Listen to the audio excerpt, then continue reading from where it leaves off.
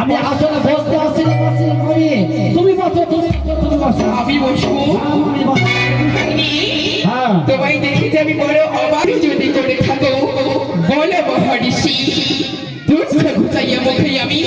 ফুটাইব হাসি বসি কেন আর বাড়িতে এনেছে মামা এত সুন্দর রূপসী মোহিত হইয়া অধৈর্য হইল মামা